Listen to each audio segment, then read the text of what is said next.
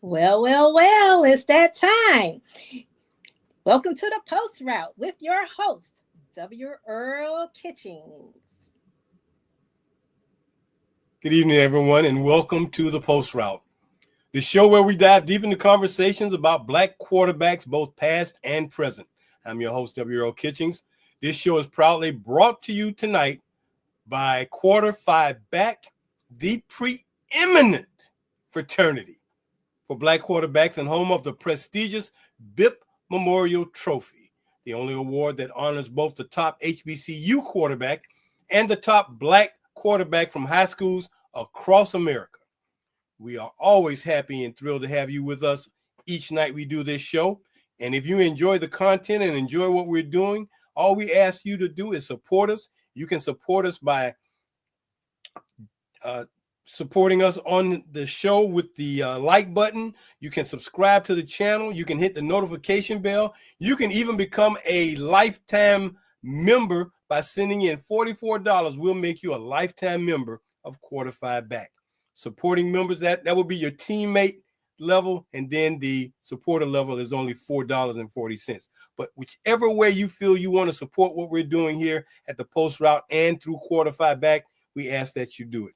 Join us live here every Monday night at 7 p.m. for more phenomenal conversations. Well, as we do every time we do this show, we are always on point with one more Black quarterback that some of you are familiar with, and we're going to introduce you to others. Hailing from Chester, Pennsylvania, which is just a 20-minute ride out of Philadelphia, so I have to make sure I keep that distinction because they are very adamant about saying Chester, Pennsylvania, as opposed to Philadelphia. But he hails from Chester, Pennsylvania, had an outstanding high school career, took his talents on to Lincoln University of Pennsylvania, because we do have an HBCU that is Lincoln University of Missouri, but he's kept it in the home state of Pennsylvania and took his talents to the to the Lions of Lincoln. So we're going to be talking with that gentleman tonight, and he's had a phenomenal career there and is about to make a transition from Lincoln to Hampton University, where he'll be playing in the CAA and getting some more opportunity as he prepares for his final year of collegiate football. So we're looking forward to our conversation with him tonight. But before we do that, we've told you every month we want to bring you the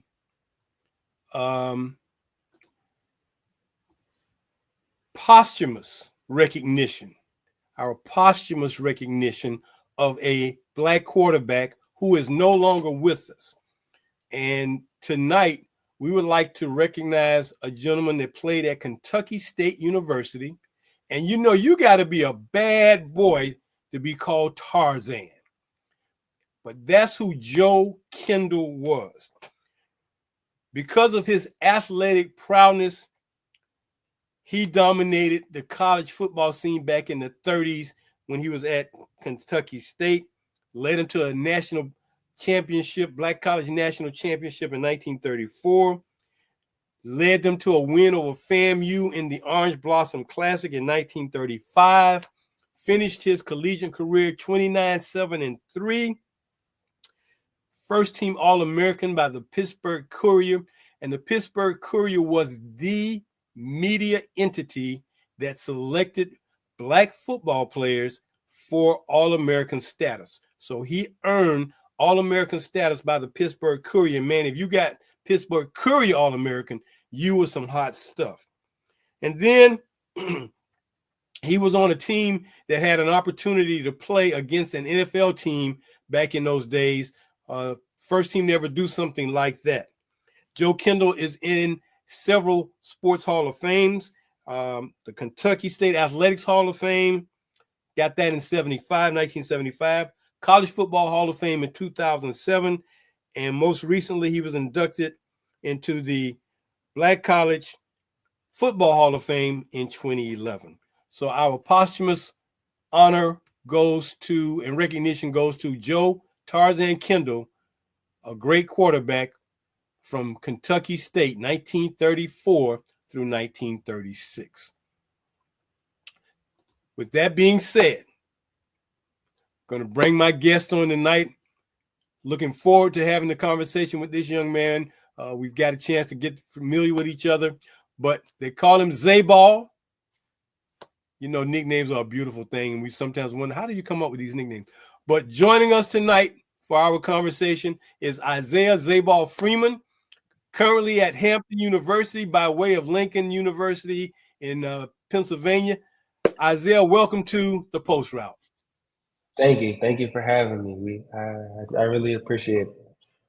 Well, it is our pleasure, man, to bring you on, and looking forward to always conversating with you guys who bring us some information. So let's talk a little bit about that town of Chester that you are so proud of, and everybody up there in that way are proud of. Playing up there, I believe we played at STEM Academy. Is that where you played ball at? Or, yeah, for Chester High School. Well, give a little shout out to those guys up there, man. Nothing like talking to about kids who are in school where you went to school. So talk a little bit about STEM. STEM was a great place for me. After going, it gave me opportunity to play quarterback, and so thank you, and special shout out to the Shaws and Coach LaDante Bell. So was quarterback something you always wanted to play and nothing else, or did you kind of move from one position to another position and finally landed at quarterback when you found out you had skills? Growing up, I played a lot of defense. I played DN, Okay. and some linebacker, and then some fullback and running back as well. And then my 8th grade year, we didn't have a quarterback, and I said, you know what, I'll play quarterback. And so kind of started 8th grade, and then after the season, I was like, you know, I kind of like it, and took a trip to Atlanta and trained with Coach Christian LeMay. Shout out to him and what he's doing. But I trained with him, and I'm like, you know what, I think I want to stick with this, and stuck it out, and trained with Coach Bernard Abrams, Coach Abe, out in the Philadelphia area, and he's gotten me right, and I've been with him since then, and a special shout out to him, like I said, and that's how I got here. But it really was, my 8th grade year, I was like, okay, we don't have anybody, and I know I could throw the ball a little bit, so why not? And so I played, and shout out to Coach O. In 8th grade. But yeah, I didn't always want to play quarterback. I had no intentions on playing quarterback. It kind of just was one of those things that was like, God put it in front of me, and I just, ran with my opportunity. Well, obviously, you've made the best of that opportunity, and thank you to your mentors and coaches for grooming you and preparing you. Mm-hmm. As you were matriculating through that process, did they talk a lot to you about the leadership part of being a quarterback and the things that you got to know a lot more than the rest of the team, man? You got to know almost everything. You got to be like the coach. Did they talk to you about that as you were coming up? I wouldn't say necessarily they talked to me about it, but that was kind of just a given for me. I think everywhere that I played, whether it was baseball or football or basketball, I've been that kind of Swiss Army leadership type of guy, and had that role. It's just kind of natural. It's kind of what my parents have instilled in me. So I think it was more so a given already because that's who I was, not necessarily because it's what came with the position. Okay. And as you were growing up, tell us a few of the guys that you kind of looked up to or aspired as quarterbacks when you were coming up as from 8th grade through high school. Who were some of the guys you were looking up to? Oh man, I had some real good mentors. Like I said, in the football world, it was Coach Dennis Shaw, Coach Deion Shaw, Coach Lamar Shaw were like family to me. They're big bros or big homies, and they've put a light in Chester. I'm not sure if you know, but Chester is known for basketball, one of the best basketball teams in the state of Pennsylvania history. And it's been that way. Over 40 state appearances, over I think 9 or 10 championship wins.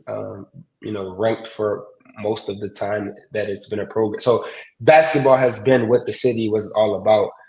And so them putting a light in the football world. And the year before I got there, it kind of was a turning leaf. And then when I got there, I played a role, and I'd say a pivotal role in kind of helping them change that culture. And so now they're doing great things and making district championships and, sending guys to Power Four schools where that was never a thing for us, let alone scholarships. And so it's always good sending guys to school. But when they're sending guys to school with no bill for a sport that wasn't necessarily major before is a thing. So they're turning a new leaf, and shout out to them and what they're doing for not even just the football team, but the community and the surrounding community as well, the whole county. Traveling and taking guys from rival schools as well, the 7-on-7s, and just trying to give everybody a fair opportunity and not just the ones that they're working with. And it takes a man to do that. So shout out to them. Okay. And then, like I said, my dad as well. My dad as well. Right? I can't leave him out. Yeah, I can't leave my dad out as well. I have a couple mentors, Mr. Enrique Josephs, my Uncle Earl, man. So it's a lot of good people in my life that have played a pivotal role. And it's just not on the football side, but my mentor is my father, man. He's laid a real – he's made it hard to live up to expectations that he has set for not just myself, but the things he's do. So just, following his dreams and my mentors. And so, yeah, there's a lot of good people that played around. And if I forget some, I'm sorry, but there's a lot of good people. And this has been a true village that have played a part into not just, being where I'm at, but any successful thing that I've ever done. And my parents, my mom as well. So being that you are from an area outside of Philadelphia, was there any quarterback in that Philadelphia area that played for the Eagles that you kind of looked up to, or you want to wear his number when you were coming up? Surprisingly, no. Really? When I started playing, no. When I started playing, I wore number 3, and it was just because that was one of my favorite numbers at the time. Okay. But yeah, no. Like I said, I didn't start out wanting to play quarterback, and then kind of when I did started playing, I kind of looked up to Cam Newton as well, like.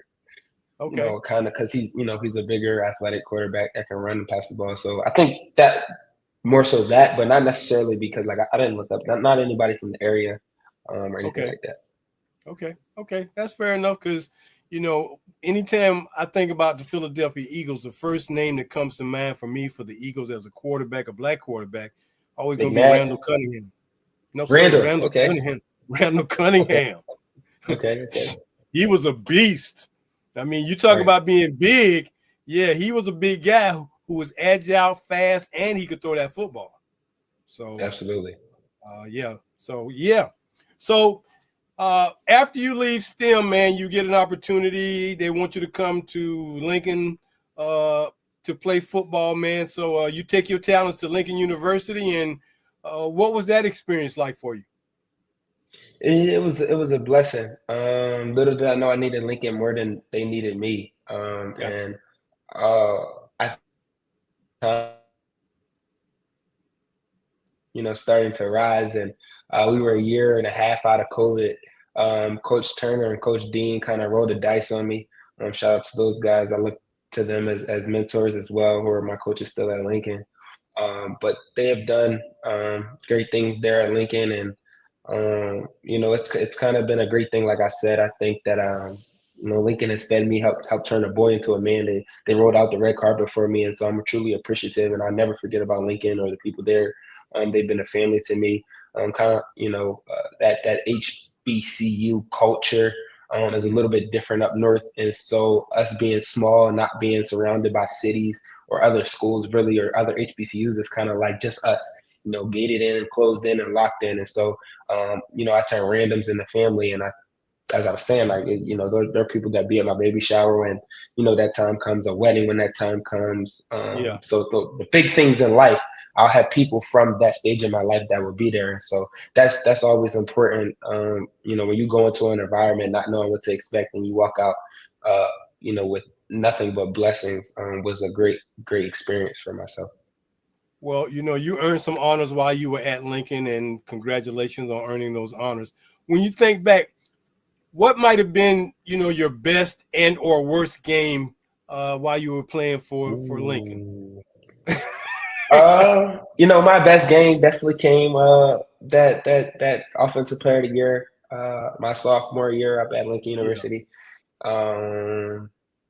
Shoot, maybe Bowie had six touchdowns, or Winston-Salem, 5. You You threw know, you threw 6 touchdowns against Bowie? no, I threw 3, ran 3. Oh, okay. You had okay. All right. Well, that's a great day. Yeah. You That's know, a and great day. No answers for you that day, eh? yeah, yeah. So, I had great games. And then my worst game, I've had some pretty bad games this past season. Yeah. Just a lot of we dealt with a lot of stuff, a lot of adversity.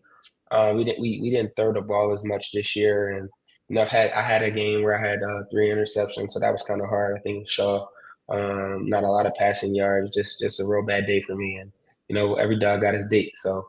I Yeah. can look in the mirror and accept that, and I can learn and grow from it. So, like I said, I had highs and I had lows at Lincoln. We were good. We were in good standing. Like I said, the year we went 4-6, we lost 3-4 games by a total of 12 points.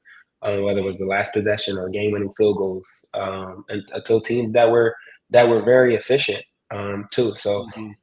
I've had my highs and I've had my lows, and I've learned from them. I grew from them. I think this past season, being my worst year as a junior, has taught me way more than any win or loss could. So I can learn from it. I can grow from it, and mentally, I can only get stronger. So when you have a game where you don't have a great day, you throw 3 interceptions, or you're not hitting the marks. How do you keep yourself focused and keep yourself in a game, especially when it's still a close game and you're not having the best game, but Right. you're still in it? How do you keep focused, man, through some of that? You just got to stay level headed. You lean on faith. There's nothing wrong with a little intermediate prayer. Just being thankful for what you do have and not what you don't have, and asking to keep your stability and your mental in those chaotic times. When you can find peace within chaos, then you're in tune with your emotions and in tackle them. So I think that's always important. Just understanding that what you're going through isn't really the end goal, and there's better days. And something I live by is either you can cry in the storm, you can dance in the rain. And so sometimes you got to take the good with the bad, and just learn from it. And I think everything is a learning experience. I don't take too many losses. I don't count them as losses because I can only get better. Well, when you take that kind of mental attitude to a new program and you've got to make that transition, it's an adjustment on both sides. New teammates got to adjust to you. You got to adjust to Absolutely. new teammates. Um, so you say you're at Hampton now, correct? Yes. I am here So, during the spring and semester. you've already started to do spring workouts. Has that transition been pretty good for you thus far? Absolutely. I think that they've accepted me and who I am and what I bring to the table. And then Coach Boykin has done a very good job of kind of eliminating anybody that's not kind of aligning their goals with what the program has. And I think that where we're going is in the right direction, and the correct way. I think that we're only going to get better. We're only going to get stronger. We're only going to get faster throughout this spring and then summer, and then August it's time to ball, and so I think we're going to have a great season. And like I said, just bring in my mental attitude to a team um, that wasn't far off last year. They lost a lot of games to ranked teams by Yep. 3, 1, 2 points, and so I think that me adding to that can only make us better. Well, definitely, and of course, you bringing the leadership that you're bringing. You'll be a senior, so I guess you'll be like the old guy in the clubhouse this year. Being that Yeah, you've it came been through quick. some battles already. Excuse me. If you could talk to some young guys coming out of high school and looking at wanting to go to college, what would be some of the things you would really impart to them that are very important in order for them to be successful at the collegiate level? I think for them, it's just important to not chase anything. Whatever God has in store for you is for you. And I think that we're caught up in the time of social media, and Hmm. looking at what the next guy has, and social media for a reason. When it's come time time to put pen to paper, what you've seen isn't always what happens. And so, if I'm worried about that other guy's offer and what that guy is doing, and I kind of lose sight of my goals and my expectations for myself. And so I think it's kind of just focus on you. You know, don't live up to, that the expectation that anyone has for you. Kind of revert back to the level of training. Do what you're taught to do, and not what you want to do. Not what is in plans for you. I think, and just trust the plans that God has for you, and stay focused on you. I think that's kind of the biggest takeaway that college has taught me. Stay focused on you, and anything that's for you will happen. Yeah. So I mean, that trust part, man. I mean, because that can weigh in so much. I mean, both mentally and physically. But trusting yourself sometimes, trusting your teammates can be very difficult. While you were at Lincoln and looking at films, was it just you and other quarterbacks, or did you and maybe your receivers get together sometime and watch film and kind of go over some things? Oh man, the relationship I have with those guys are awesome, man. They call me, so they started practice a little bit earlier before me when it's time for us to lift, and so they might call me at 4:30 or 4:45 in the morning and just see if I'm up, or I might call them to see if they're up, kind of. And we still continue to push each other in each room to be better. I'm still in group chats with those guys, and we always talk about how we can better ourselves. I may send a clip, they may send a clip of just us working on our own. Field work, et cetera, whatever we're doing. And it's not even just about, our offense or our defense or whatever we're doing. It's more so just about how to get each other better, and what information do you have for me? What do you think I should do better here? What do you think, you should do better there? And it's kind of, that's the relationship that I have with them. We were big on barbecues and game nights and things like that. And we had a great relationship. I have a great relationship with those guys there. And some of them have graduated, or some of them are on their way to graduate. And I know they're going to do successful things. They're great people, great brothers, and I love those guys to death. And I think that, I don't know why or I don't know how, but God put those people in my life, and I needed them more than they know. And so I thank them for that. And they helped me significantly in getting all the awards that I do have. That's their award as well. Well, other people having some impact on our lives, man, is so important. And we should always make sure we thank them for what they've done. Because sometimes, Isaiah, sometimes people don't even know that they've done some things to help your life improve or be better, or, man, give you some stability, or help you get through some times when you are really challenged, or you really have some. People don't even know. And then exactly. I think when you tell them that, they're so appreciative, man. Like, man, I didn't know, but thank you, because I guess you want somebody to do that for you. Exactly. We all need a little bit of love, man. It's always good for some reassurance in all aspects of life. So, very good, very good. When you're playing at Lincoln, man, against some of those teams in the CIAA, there's a lot of trash talking going on in those games. Oh, for sure.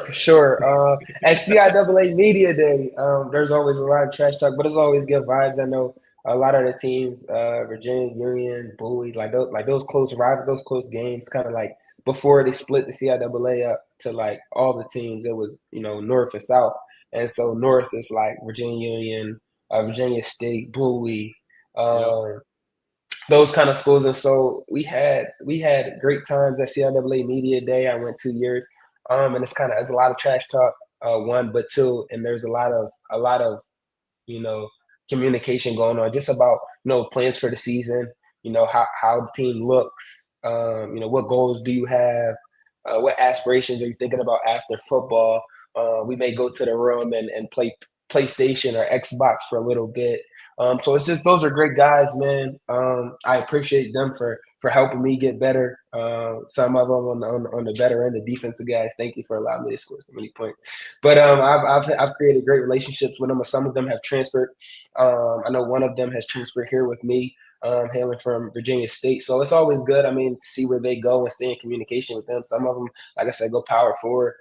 Some of them go to a different HBCU. Some go not HBCU, and some get opportunities in the league, and some are training now, but HBCU legs. So it's always good to talk to those guys and see what different experiences, and then they could always help, whether it's transfer portal things. If I had information, I could go to them.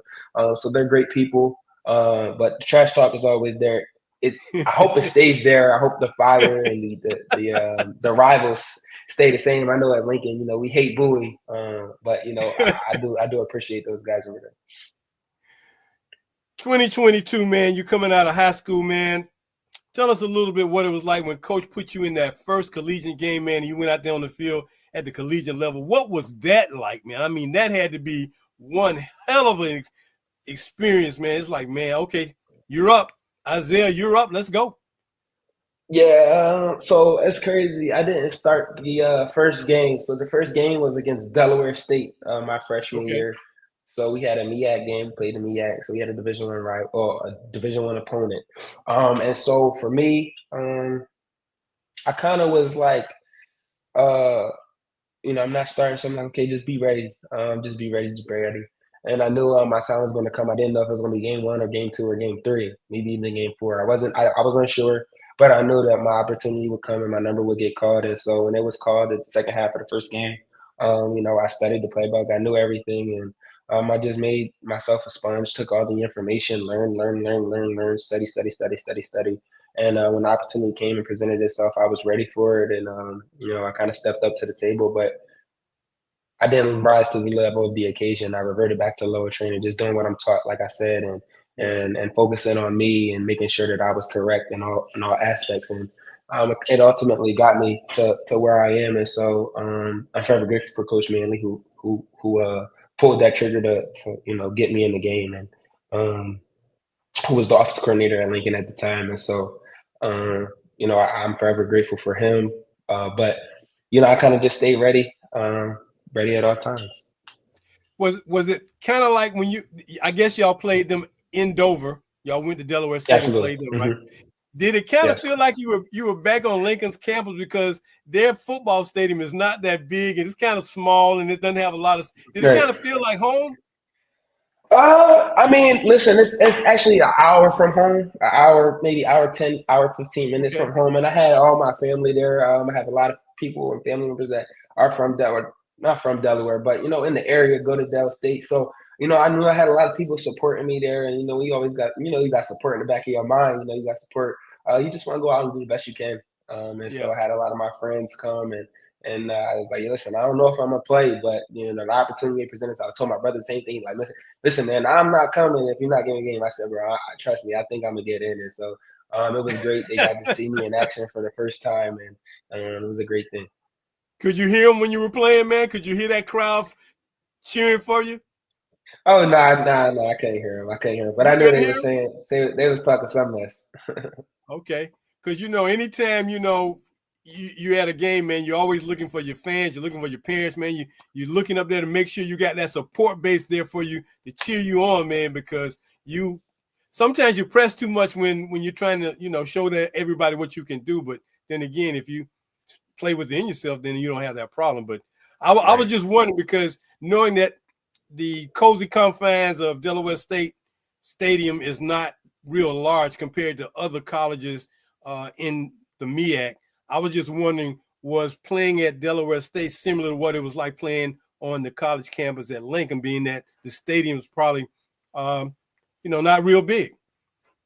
Yeah, I couldn't hear him.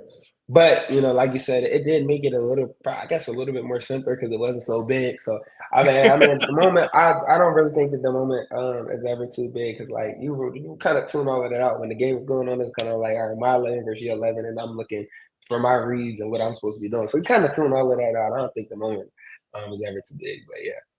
Were you nervous? I wouldn't say I was nervous. It just was like, let's go. Like, it's time. Like, you prepare for it. You're ready. Now, you only get nervous when you're really not ready. Like, when you don't really know. I mean, but you always got butterflies and things like that. But as far as like nervous is different from anxiety. Anxiety is like, they're two different things. Like, nervous, you actually scared because you don't know, right?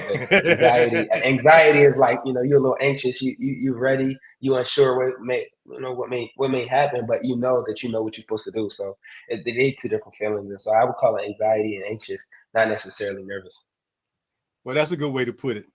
Well, Isaiah, stay with us, man. We're going to take a quick time out and come back and finish talking a little bit more about Isaiah Zayball Freeman and his trek Yes, sir. here in college football. We're going to take a quick time out and we're going to talk a little bit about some of the stuff we're doing. Stay with us. We'll be right back. You're checking out the Post Route here on YouTube every Monday night, 7 o'clock. That's what we do. We talk to black quarterbacks from around the country. Wherever we find folks who want to talk to us, we definitely want to talk to them. So as we get ready to tell you about things that are going on, we always want to make sure we make you aware of our merchandise, as always. So that first merchandise item is our logo shirt, our sublimation logo shirt. We ask that if you're interested in getting you one of these shirts, it's not hard to do. All you have to do is go to our website, send us an email, and let us know what your size. Send us your payment through Zelle or through Cash App, and we'll get that shirt out to you right away. It will take you a couple of weeks to get it because these shirts are custom made for each one of our customers. So, but it's a beautiful shirt. It's got our logo of Oliver Bip Joyce on the front and the back. It's got a quarter-5 back on the side, and of course the preeminent down the side. And then if you're not wanting to do the t-shirt, well, how about this? How about you just get the golf shirt? We got golfers out there. I guarantee you, if you get this golf shirt and wear it on a day you're playing golf, you're going to have more people watching your shirt than watching your golf game because they want to know what is quarter-5 back and who is that guy on your shirt, because nobody really knows unless you're in our realm. So these shirts are sublimation made out of fine polyester, very comfortable, easy to wear, very durable. You will love this shirt, and we give free shipping on all our merchandise. $55 is the cost, about $10 more if you are a 2X through 4X. But hey, get you one of these shirts. And then if you just want to play it down a little bit, then you can always get our basic quarter-5 back t-shirt, our logo shirt with the logo on the front. $25 is the cost of these. And again, you can just order them through checking us out. We are working constantly right now on getting our store up and ready to go. But until then, you can just email us what you want and we'll get it right out to you. $25 for that shirt. And then, of course, if you need more than the shirt or you want to accent the shirt or golf shirt, hey, try out our quarter-5 back warm-up in our colors of black and orange, or bronze, as we like to call it. $89.99 is our price. These are some heavy, durable warm-ups, very well made, and you will love the feel and the fit for this. Elastic bands around the arms and the waistbands, the logos on the pants pocket, and the left chest of the warm-ups. $89.99 or $109.99, depending on your size. And then lastly, merchandise-wise, we want to ask you, if you have not gotten your copy of The Forgotten QBs, you need to get your copy of this book today. Written by myself, the little-known history, information, and statistics about black quarterbacks in American college football. This has a lot of information that you need to know about, and you will find more information about other black quarterbacks like our posthumous honoree tonight, Joe Tarzan Kendall from Kentucky State. Now, as we continue to build our efforts here at quarter-5 back and the Post Route, we have just launched our newest media entity, the Forgotten Quarterbacks Podcast. Again, I'm hosting that. We will put that out every Sunday at 1 o'clock, so be on the lookout for that. But our first one was put out this past Sunday, and we talk about the history of the quarterbacks, the teams they played for, and the stories that surround them during their careers and when they play football. So we are constantly growing and building what we're doing. And then lastly, if you want to become a part of who we are, sign up for one of our memberships. Like I said earlier at the show, lifetime membership, $44. Supporter membership is $4.40. When you become a teammate, you will get a t-shirt, your certificate, and a decal. If you want to just be a supporter, you'll get the decal and the certificate. But any way you can help us, or if you just want to send a donation to us, we'll accept that also. But however you want to do it, please support us here at Quarterfive Back and the Post Route, because we are looking to grow our membership and grow our base. So thank you all, and thank you for tuning in to tonight's show. We're going to get back to my guest tonight, young man now playing for the Hampton Pirates by way of Lincoln, Isaiah Zayball Freeman. Hey, Isaiah, who gave you that nickname, Zayball? I think I got it in middle school just because I was playing so many sports, and I'm not sure. I really don't remember, honestly, but I think I got it in middle school, and I was playing basketball and football, and they just said Zayball. Like, huh? And then they just stuck. Everybody was calling it, so. It's funny how we can remember people's nicknames more than we can remember their real names, man. So, yeah. Right. So that's an interesting nickname, Zayball, and I'm sure you'll hear a lot of that this upcoming football season. Talking about being a quarterback and dealing with your receivers and stuff, what kind of relationships do you anticipate growing and building with this team here at Hampton now? Because you got a whole different crew. You say you got a guy transferring in from Virginia State, so everybody's trying to figure out what's going on. But what are some of the things you're doing right now with these guys to just build camaraderie? Yeah, we have some Bible study stuff that the team is doing, and we hit the field a lot. So kind of on our off days, just hitting the field and talking. Some of the guys went to the beach and just talk and catch up, and make sure that I know who I'm playing with, and how do you expect me to lay everything on the line for you, and put my life on the line for you on the field if I don't really know you and understand you and get to know you. So I think that right now is where we're at, just getting to know each other. And then, we have all summer as well to kind of build and grow those relationships. And we'll have plenty of time to do that. And, like I said, August comes quick, but we'll have time to build to grow each other, try to get some activities and stuff going on. But the relationship that we want, it'll be and it should be where it's at in August. But yeah, we have great relationships now, and we can only build on them. So yeah. Okay, so now that you had a new program, you got a new playbook. I mean, and is that something that's difficult for you, or it's pretty easy? It looks similar, or some things are similar, just different names. Right. Our playbook is great. Coach Taylor does a good job. Came from Delaware State. He does a great job of coaching and breaking everything down for us. And yeah, our playbook is has a lot. It has a lot, and we can only keep unlocking more. So yeah. Okay, well, I know that's like you got to carry that around, and you got to be into that almost every night, man, just to stay abreast and stay in tune with what's going on. Because especially being the new guy. These other guys may have had the playbook the last year or two, but man, you got to almost do a crash course to get to know this playbook, so you'll know how things will roll out and how you're going to make things happen. So, how many quarterbacks did they carry over from last year, Isaiah? They had some guys graduate, and so we have 4 right now, and looking to bring in some more as well. So. We have a great quarterback room, some great guys, and we can only build on it. Well, I know that quarterback room, man, is pretty intense at times, but just the knowledge, helping each other out, feeding off what each one of you are doing, giving you kudos and keeping you guys motivated and uplifted, man, because so many times, things can be a little different. So, we're looking forward to it. So between being in, you say Hampton is about an hour from home for you? No. From Lincoln? No. Lincoln was about an hour from home for me. From home, okay. So how far are you now from Hampton? Driving distance, about five About 5 hours? Oh, okay. Yeah. Okay. All right. Did your parents attend all if I need to be?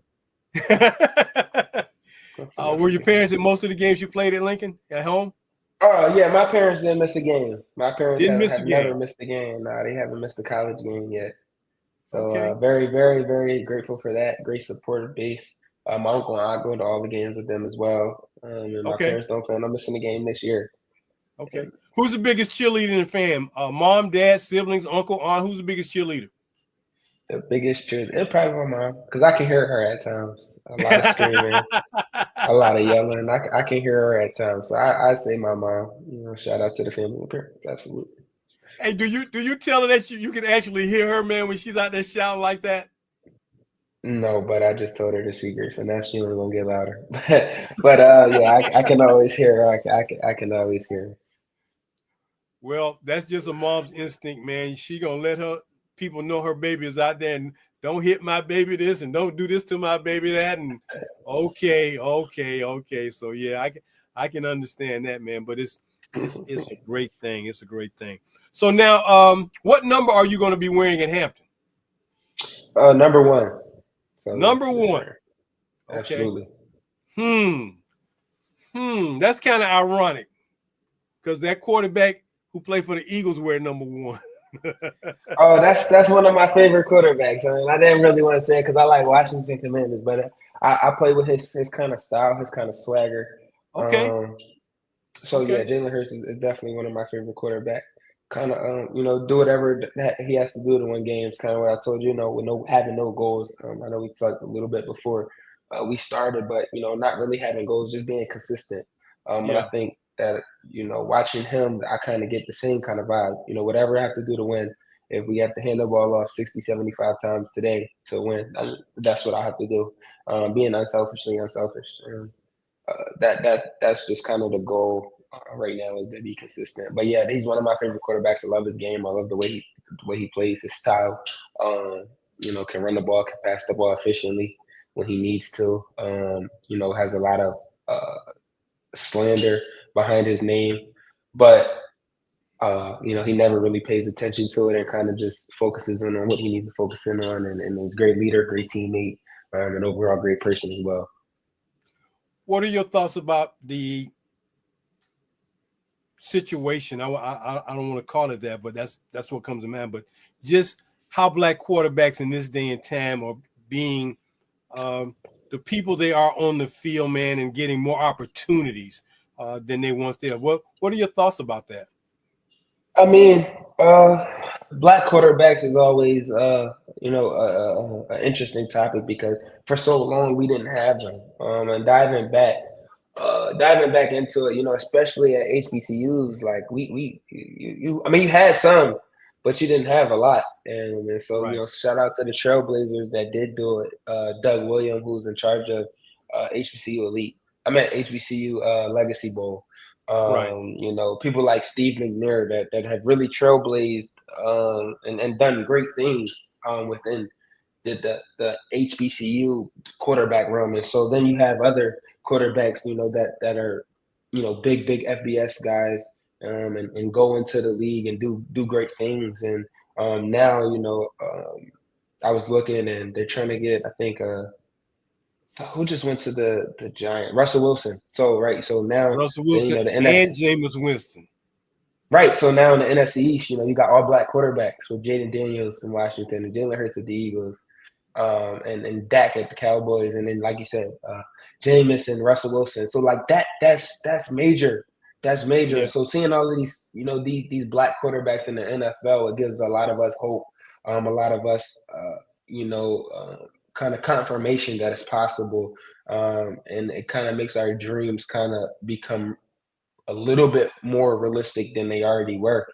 And so now it's like, if you do the work, it's possible. Opportunities come, opportunities go. People that I played against have had and made practice squads and have had opportunities. And D2 quarterback from Shepherd not too long ago was playing for the Bears and starting a couple games and winning. So it just was, everything kind of in, seeing black quarterbacks get their opportunities and then D2 guys, period, coming up and playing and going to the NFL and getting opportunities and getting paid these big dollars is something that gives a lot of HBCU kids, real hope. So yeah. Well, when you said that, it made me think about Geno Smith, man. Geno Smith is 12, 13, 14 years into the league. just now starting to get more opportunity to be a starter, man. But, to have that kind of longevity at the pro level is very, very hard to do, man. I mean, it's very difficult to do, especially if you're a black quarterback, because oftentimes you don't get much longevity. I think about a Joshua Dobbs who's been around a while. I think about a couple other guys who have been around a while, but yet when you look at these younger guys, let me ask you this. What are your thoughts about guys coming right out of college and becoming starters right into the NFL, being that the game is so much different, bigger, faster, stronger, but yet they're being, I won't say forced. I don't want to say forced, but they are put in these situations to be those quarterbacks right away. What's your thought about that? I mean, and it sucks because you can kill confidence that way. You can kill somebody's whole skill narrative. By pushing it for, like, that's a lot for a guy to come from college and then start in the NFL. That's a lot. But some people are generational. You got Jaden Daniels who did it at a very high level, a very elite level this year, and you got guys that can come in and opportunities may look a little, but it's like you have to learn. Some people learn, like Jordan Love, for example. Like, he came in, learned under A-Rod, and he's doing a great job, a fantastic job. And some people like Brock Purdy who's not black but comes in the last pick in the draft and plays, and it kind of like he learned a little bit, but he played. And so pushing quarterbacks to start out of college is kind of hit or miss. You get generational guys, but you'd rather not do that. So it can go either way. Yeah, because my thing, I think my observation of the criticalness happened when RG3 came to Washington. They put him in the starting lineup. He got hurt. He tried to heal up.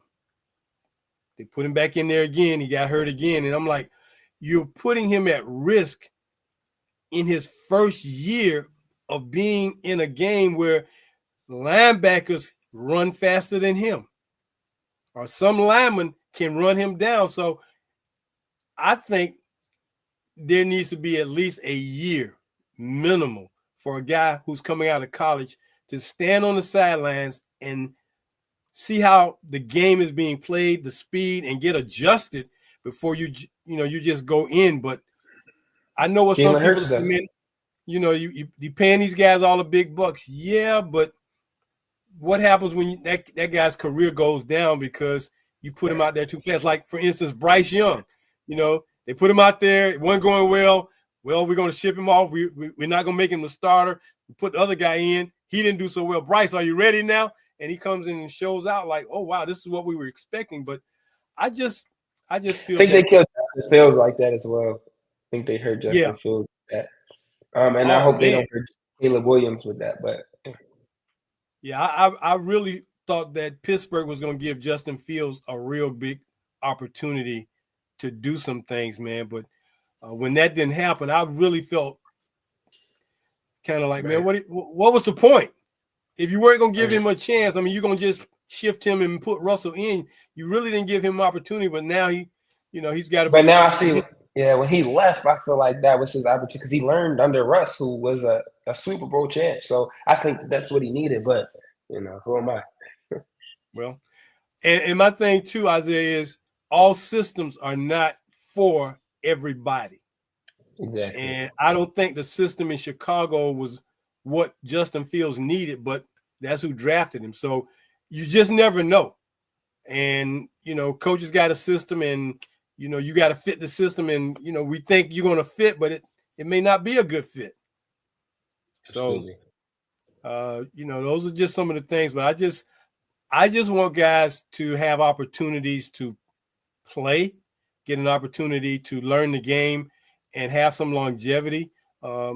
And if they can be starters and be winners, all well and good. And if not, hey, come out of there and, be a great backup or, a guy who is always ready to go, because you just never know. I mean, as they say, you're always one play away from being the next guy up. Always, always. So yeah, so those are things you have to think about. So yeah, well, I know you got some other things going on in your life. I'm gonna give you an opportunity to talk about some of the other things. You say you're majoring in strategic communications, but you also said that you are doing videography and things like that. So just share what those extra things that Isaiah Freeman is doing to round out his life. Oh man, so like I said, I have a business, LLC, videography and photography.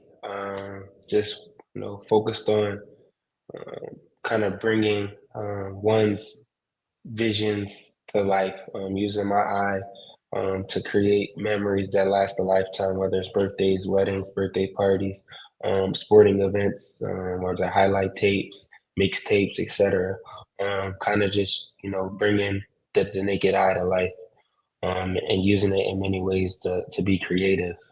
That's kind of what that is. On the side, I train quarterbacks a little bit, the younger quarterbacks, just giving them some of the gems and knowledge that has been passed down to me.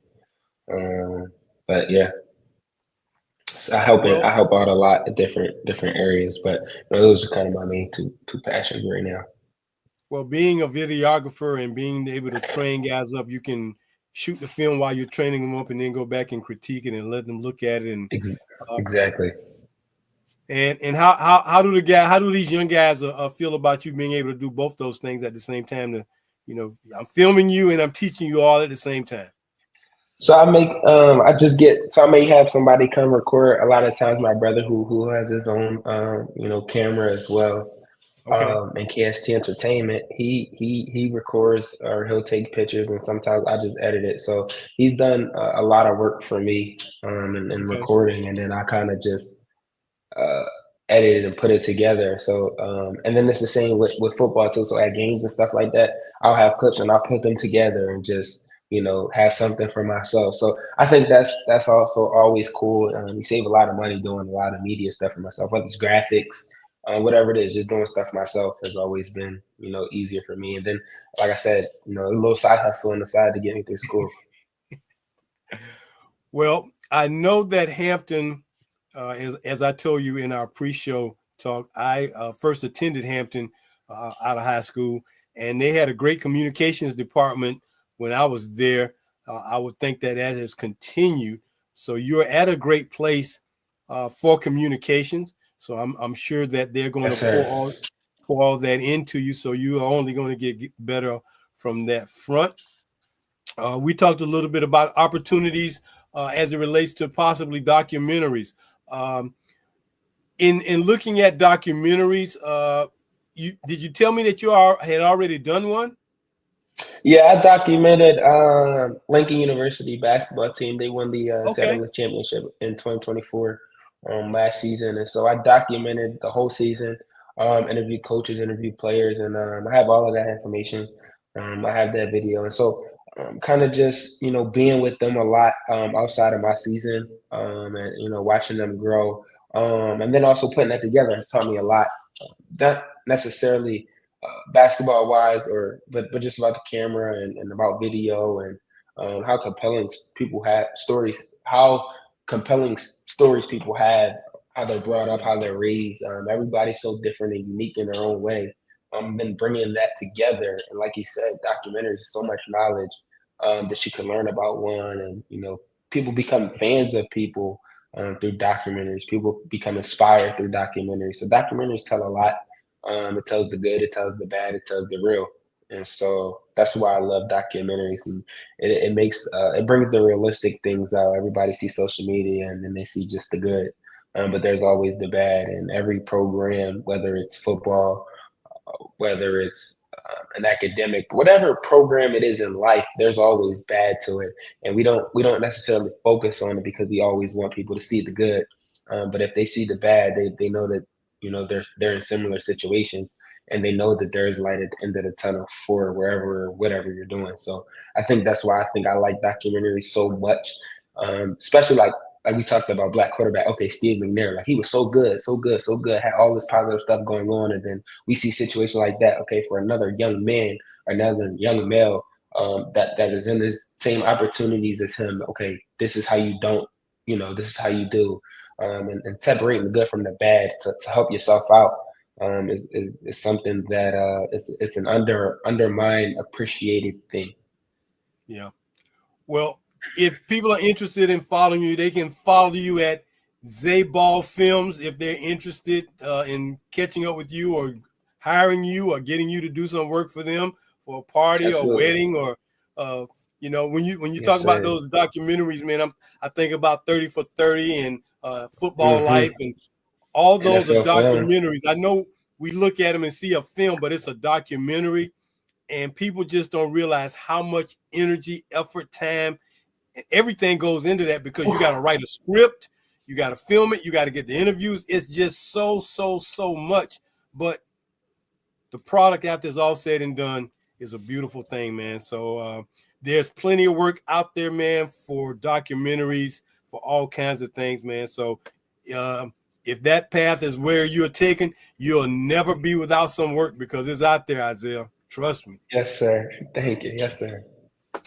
Well, my friend, let me tell you where we're at in the show right now, because this is the second best part of the show, because as we always like to do, man, this is another part of the show we enjoy doing, because in addition to just having a black quarterback to come on the show and talk to us here on the Post Route, we like to close out our show by doing this simple thing.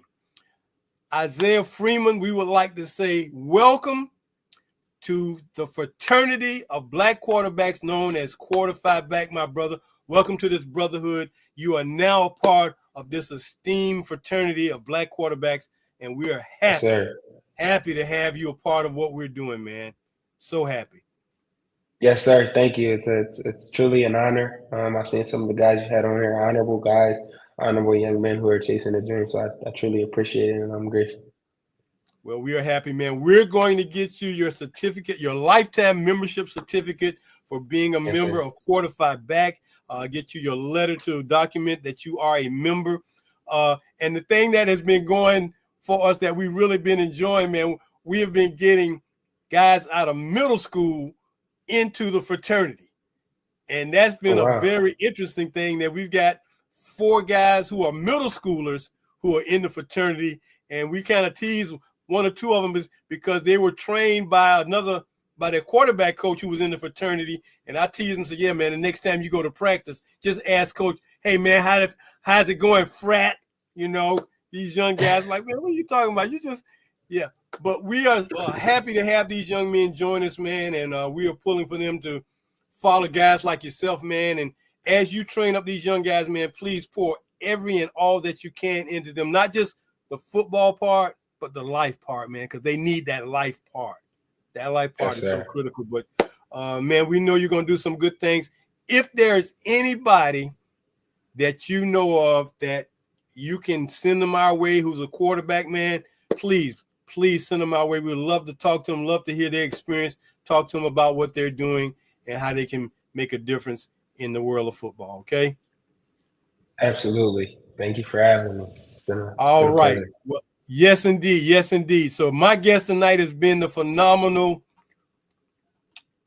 Isaiah Zayball Freeman, currently at Hampton University. We'll be starting for the Pirates this upcoming year. Hopefully, we're going to keep our fingers crossed for you to have a good season. Stay safe, young man. Stay healthy. And best wishes to you in 2025. Well, absolutely. That's going to Thank do you. it. Okay, no problem. That's about going to do it for us tonight here on the Post Route. We hope that you have enjoyed our show tonight. We hope that you will join us again for another show and be a part of what we're doing. Until then, as we always say, go deep, go for the bomb. Take care, everybody. See you next week.